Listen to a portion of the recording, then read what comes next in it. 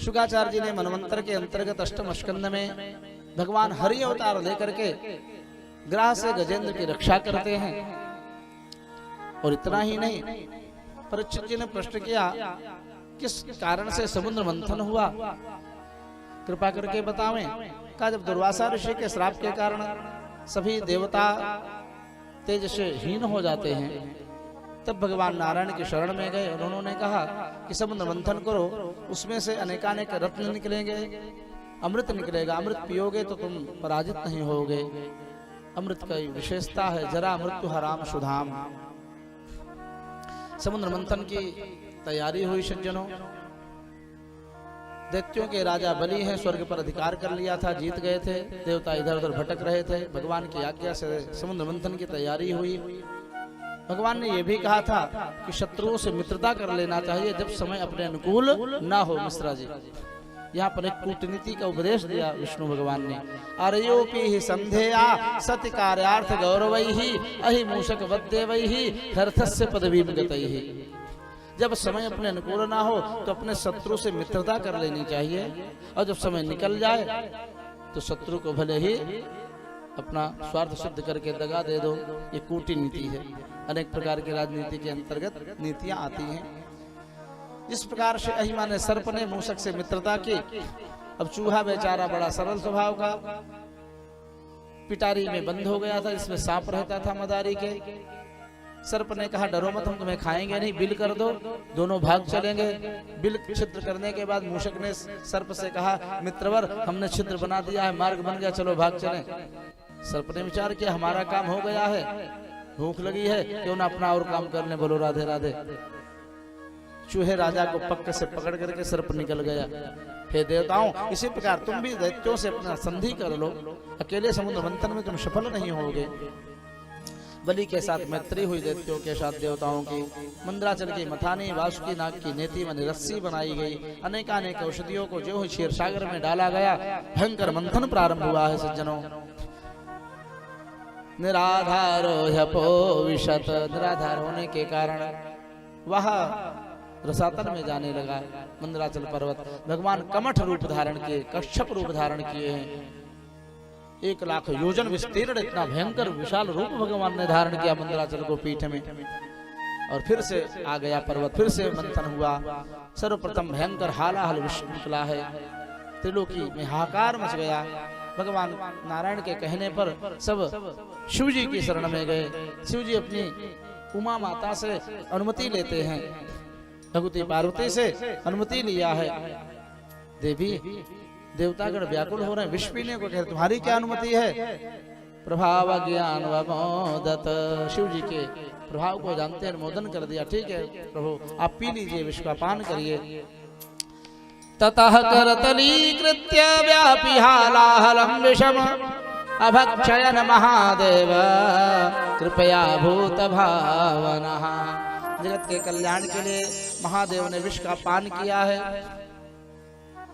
उनके सर्प बिच्छू दतैया भटकटैया जो उनके श्रृंगार रूप में हैं, उन्होंने देखा हमारे स्वामी बड़े प्रेम से विष पान कर रहे हैं।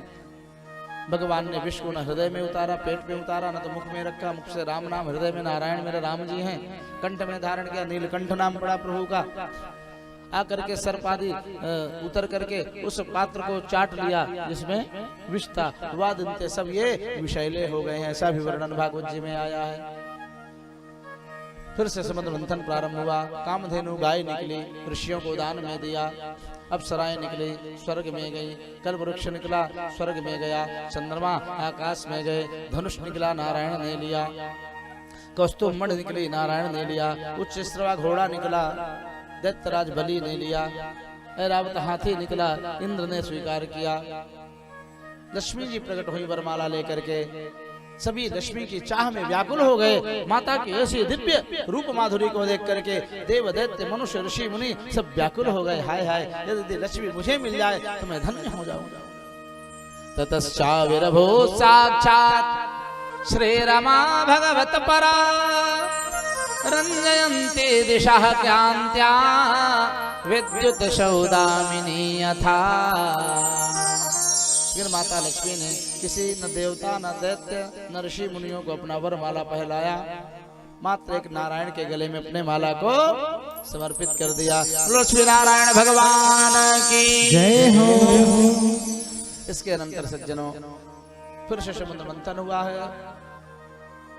श्री मणिरंभा वारुणी अमी शंख गजराज कल्पद्रुम शशि धेनु धनु धनवंतरि विषबाज, ये 14 रत्न एक ही दोहे में है। धनवंतरि जी अमृत कलश लेकर के प्रकट हुए, देवताओं से छीन लिया धनवंतरि आदि से, दैत्यों ने लेकर के आकाश में उड़े भगे। दैत्य भी आपस में छीना झपटी करने लगे, अहम पूर्वम नत्वम नौतमिति प्रभो, पहले मैं पीऊंगा, मैंने भी मेहनत किया। देवता उदास हो गए, छीन करके दैत्य भाग गए हैं। भगवान नारायण ने कहा चिंता मत करो, साधय से स्वमाया, हम अपनी माया से भी तुम्हारे काम को सिद्ध कर देते हैं। आज भगवान ने अद्भुत मोहिनी अवतार धारण किया और जिधर दैत्यगण उड़ते जा रहे हैं, कमल के पुष्प को लेकर के धुनवन करते हुए, नचाते हुए, तिरछी निगाह से करते हुए दैत्यों के सामने प्रकट हुए। अहो रूपमय हो धाम अहो अस्यानवम वयः, वाह सुंदरी तुम कौन हो, तुम्हारा परिचय क्या है, किसकी पुत्री हो, ये बताओ, तुम्हारो विवाह भयो के ना है?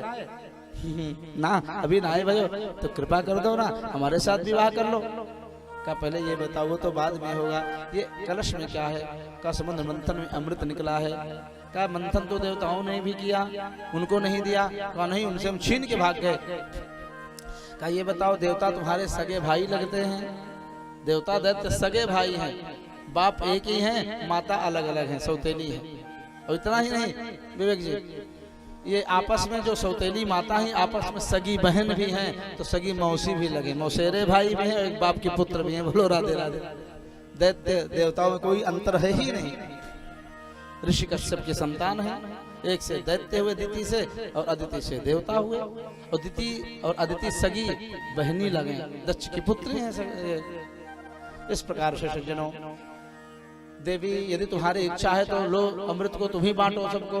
पंक्ति बनाया, का देखो ऊपर ऊपर जो थीरा है, इसको देवताओं को पिला दे, तुम्हें गाढ़ा गाढ़ा सुंदर सुंदर मीठा मीठा पिलाएंगे। और इसी प्रसंग में सज्जनों, सुरभानु नाम का दैत्य सूर्यचंद्र के बीच में बैठा। भगवान जानते हैं, सर्वज्ञ हैं, लेकिन पंक्ति भेद नहीं करना चाहिए। इस दोष से बचने के लिए भगवान ने जानते हुए उसको भी पिला दिया अमृत। सूर्यचंद्र ने इशारा किया, ये दैत्य है, इसको अमृत क्यों पिला दिया आपने? सज्जनों, भगवान ने मोहिनी सुदर्शन चक्र को प्रकट करके सुरभानु का वध किया है। राहु केतु की उत्पत्ति हुई इसी प्रसंग में। और जब दैत्यगण छीना झपटी अमृत लेके कर रहे थे आकाश में, तो सज्जनों 4 जगहों पर अमृत की बूंदें गिरी थी पृथ्वी में, भारतवर्ष में। हरिद्वार, प्रयागराज, उज्जैन और नासिक में। जिस मुहूर्त में वो गिरा था, आज भी वो जब लग्न मुहूर्त बेला प्रकट होती है, तो 12-12 वर्ष में वो योग आता है ग्रहों का। तो आज भी वहां पर कुंभ महोत्सव होता, महाकुंभ लगता है। और सन 24 के अंत में 25वें तीर्थराज प्रयाग का अद्भुत दिव्य महाकुंभ होगा। सज्जनों, आपके श्रीमान मुख्यमंत्री आदित्यनाथ जी महाराज महाकुंभ की तैयारी बड़े जोरों से करवा रहे हैं। आज भी पेपर में सब निकला हुआ, रोज निकलता है सज्जनों, कैसे कैसे कहाँ पुल बने, कितने रोड बने, जनता को उसी प्रकार से कोई व्यवस्था ना हो। न भूतो न भविष्यति। 19 के अर्धकुंभी को ही इतना जोरदार बना दिया बाबा जी ने कि पहले के महाकुंभ भी पिछले अर्धकुंभ में फेल हो गए थे। बोलो राधे राधे। और इस बार तो महाकुंभ आएगा, उसकी तुलना कौन क्या कर सकता है।